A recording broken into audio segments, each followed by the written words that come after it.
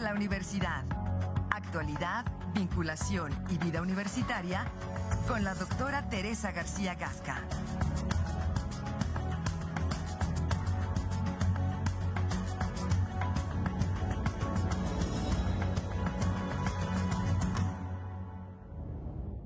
Son las 8 de la mañana ya con 37 minutos. Es lunes, es momento de pensar la universidad en la voz y la participación de la doctora Teresa García Gasca, rectora de nuestra universidad. Doctora, ¿cómo se encuentra? Muy buenos días. Es un gusto saludarla como semana a semana. Excelente inicio de semana para usted. Sí, de mes. Sí, también. Sí, gracias Marco y Alfredo. Muchas gracias. Gracias a todo nuestro auditorio, a la comunidad universitaria en este inicio de mes. Un mes muy importante. Mencionaremos algo al final del tema que quiero hoy presentarles. Y que bueno, pues vamos a iniciar. Justamente ustedes ya lo decían temprano. Esta conmemoración del 2 de octubre que tiene un sentido profundo en la sociedad mexicana, pero sobre todo en las comunidades estudiantiles, generación tras generación. Es decir, es un tema muy arraigado en nuestras comunidades estudiantiles que está relacionado justamente con situaciones de represión y que, bueno, hace 55 años dieron lugar a una matanza de estudiantes lamentable y terrible, un daño irreparable, en donde el presidente de la República era Gustavo Díaz Ordaz y el secretario de gobierno era Luis Echeverría, que después fue el presidente de la República, y que previamente a esta situación ya se habían presentado otras situaciones como las de julio y demás, entonces, y que además tuvo resonancia en todo el país, ¿no? No fue una cuestión nada más de la UNAM, del Politécnico, que fueron las comunidades estudiantiles que estuvieron ahí. Y que podemos hoy justamente, y si podemos poner en pantalla a lo mejor nada más la imagen para empezar, nada más esto, y decir que pues justamente hace 14 años los 43 estudiantes desaparecidos de Ayotzinapa iban justamente a sumarse a las conmemoraciones del 2 de octubre. Tomaron los camiones y hay muchas versiones con respecto a qué es lo que pasó. El tema es que son dos temas, dos hechos históricos no resueltos. Y lamentables en la historia democrática de México. Y además faltos de transparencia también.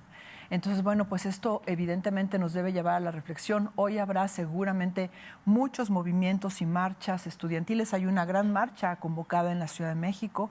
Así que, bueno, pues nada más hacerlo con toda responsabilidad y cuidado y el llamado a las autoridades para que resguardemos la seguridad de nuestras y nuestros estudiantes en estas manifestaciones tan importantes. Y junto con esta conmemoración del 2 de octubre, recordar que hace un año iniciaba nuestro paro estudiantil del mes de octubre del 2022. En la siguiente imagen traigo algunas justamente imágenes. Iniciábamos con esta reunión que ven ustedes aquí en el auditorio Fernando Díaz Ramírez, en donde justamente les y los estudiantes que se habían organizado desde un día antes, desde el día 28 por la tarde, iniciaron el paro el día 29 de septiembre, muy tempranito por la mañana, y acudíamos para poder platicar y dialogar con todas y todos ellos. Y el tema, digamos, detonante era una agresión, una presunta agresión de un estudiante de la Facultad de Ciencias Políticas y Sociales contra otra estudiante, contra una compañera.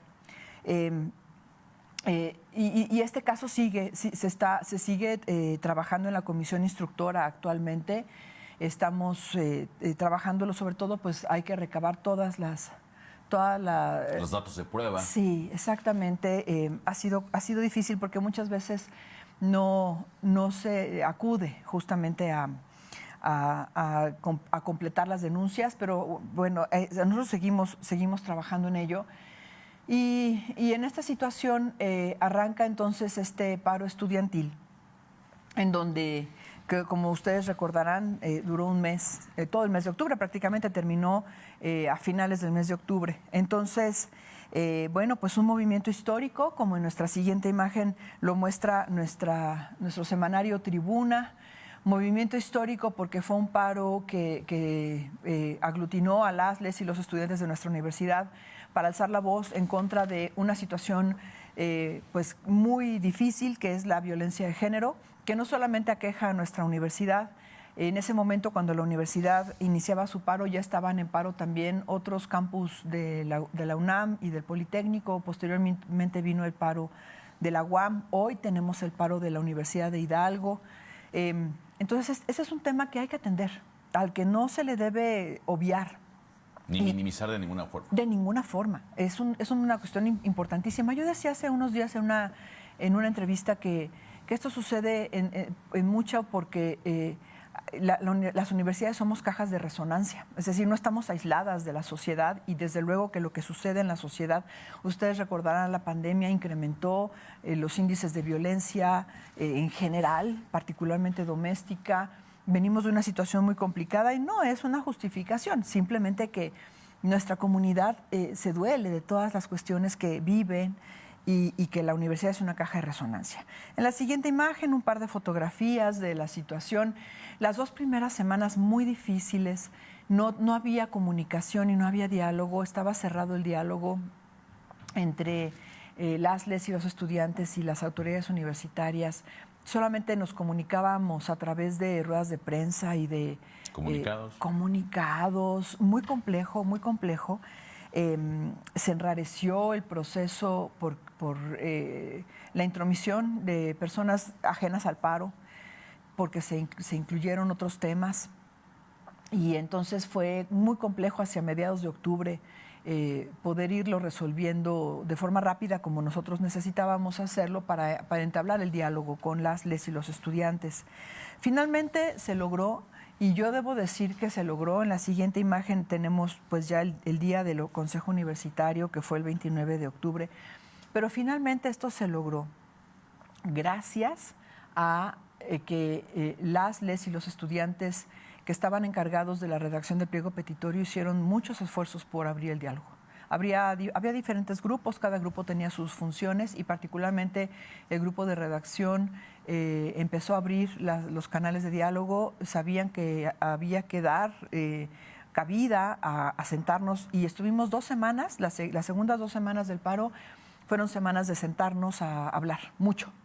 Que sí se podía, que no se podía, que sí podíamos como universidad admitir que no, y también les y los estudiantes en ese sentido. Y bueno, pues llegamos entonces a la redacción final del pliego petitorio, a la que se le dio lectura justamente este día, finales de octubre, y decíamos entonces nosotros que las clases iniciarían el 3 de noviembre, porque venía el puente de noviembre y teníamos que pues entrar justamente, ya está en la fotografía de la izquierda, estábamos ya en la puerta para entrar justamente a las instalaciones ese mismo día y después ya en el Consejo Universitario. Se conformaron comisiones de trabajo inmediatamente. Posterior al levantamiento del paro. Posterior al levantamiento del paro y a la lectura del pliego petitorio, ahí sí nos muestran en pantalla ya durante el mes de noviembre. En la siguiente imagen tenemos justamente las comisiones que se armaron. Esta tabla es la que presentamos en el Consejo Universitario en junio de este junio pasado del 2023. Es el avance de los puntos del pliego. Nosotros hemos ido dando seguimiento puntual a todas las comisiones, en donde participan personal administrativo, docentes y estudiantes.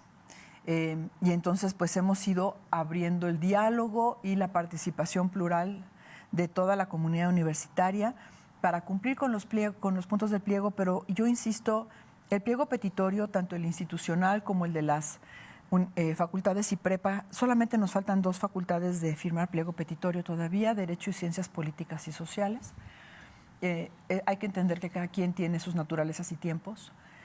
El resto ya firmó sus pliegos y está trabajando sobre ellos. Y yo he insistido en que los pliegos petitorios son documentos de trabajo. No son un documento estático, que se queda y que guardas en el cajón o que atiendes a la primera y después ya no. Son documentos dinámicos que tendrán que ir cambiando con el tiempo. Y los que hoy por hoy se sigue trabajando sobre ellos. Se siguen trabajando. Hay puntos que desde luego se cumplen y se cumplen, porque no había más que cumplir y punto. Pero hay otros puntos que son permanentes. Entonces dice, sí, hemos cumplido, pero este punto es permanente. Y otros que todavía están en proceso, porque no se pueden completamente agotar, dependen de muchos otros factores. Entonces, en ese sentido, comentarles, por ejemplo, que en el caso de la comisión que está a cargo de la Dirección de Estudio y Procesos Legislativos, estamos en un 50% de avance porque depende de las aprobaciones finales de la ley orgánica y del estatuto orgánico. Ya la próxima semana les platico cómo vamos con ello. Estamos haciendo todas las gestiones para que la ley orgánica pueda entrar a la Cámara de Diputados a la brevedad. Y hemos trabajado mucho para que esto suceda. La Secretaría Particular tenía únicamente puntos, digamos, que tenían tiempos finitos, está al 100% de haber cumplido. Muchos de ellos que tienen que ver, por ejemplo, con la generación de la Dirección de Igualdad de Género y No Discriminación, se hizo, está cumplido. El plan de igualdad, que en este momento ya está en la Comisión de Asuntos Jurídicos después de haber pasado a revisión por los consejos académicos, etcétera. La Dirección de Igualdad de Género y No Discriminación por sí misma está en el 75% de cumplimiento porque faltaba generar el modelo de cuidados y convivencia solidaria, que ya está el comité, ya se formó el comité, ya está trabajando, entonces podemos decir que ese punto está al 100%, pero son permanentes. Eso sí, son puntos permanentes que hay que trabajar todo el tiempo. La UABIG está al 85%, parte de lo que falta es justamente la aprobación por el Consejo Universitario del Protocolo de Atención contra la Violencia de Género, que ya está en los consejos académicos. La Oficina del Abogado General tenía solamente 2 puntos y ya llegó al 100% de cumplimiento, pero es atención permanente. Y la Secretaría Administrativa al 60% porque muchas de las cuestiones que faltan y que son solicitudes de las LES y los estudiantes son cuestiones de infraestructura. Bueno, tenemos que ir cuidando todo ello, ¿no? Y después teníamos otras áreas encargadas, como la Secretaría Académica y algunos puntos de rectoría, que eran puntos nada más de una sola ejecución, que están cumplidos, y todos los puntos que conciernen a las facultades y escuela de bachilleres. Entonces, entre los puntos importantes, pues vale la pena mencionar justamente lo que detona el paro y que ha sido muy positivo. Yo quiero de verdad que insistir en que el paro fue muy positivo, difícil desde luego. Las crisis nos sirven para movernos, nos sirven para sacudirnos y salir de donde pensábamos que estábamos haciendo las cosas y darnos cuenta que no, que falta mucho, y es cierto, falta mucho, pero fue muy positivo porque le dio visibilidad a un problema que no toda la comunidad universitaria lo tenía presente. A mí me llamaba la atención que incluso docentes no conocían que había un protocolo. Es decir, muchas veces nos abstraemos en nuestra vida diaria y no vemos lo que hay de más. Pero no solo eso, sino que por sí mismo nuestra área no lograba la convocatoria que se necesitaba para la atención del tema, y el paro lo logra. Y más allá de eso, logra poner puntos muy específicos en temas que, si bien se estaban trabajando, tenían que trabajarse de forma diferente, como el protocolo contra la violencia de género, que ya estaba en proceso de actualización y que se tuvo que esperar un año porque se incluyeron cuestiones de diversidades y divergencias sexuales, muchas cosas que las LES y los estudiantes pusieron sobre la mesa. Rápidamente les platico en la siguiente imagen. ¿Qué tenemos? A junio del 2023 tenemos un total de 465 denuncias en la UABIC.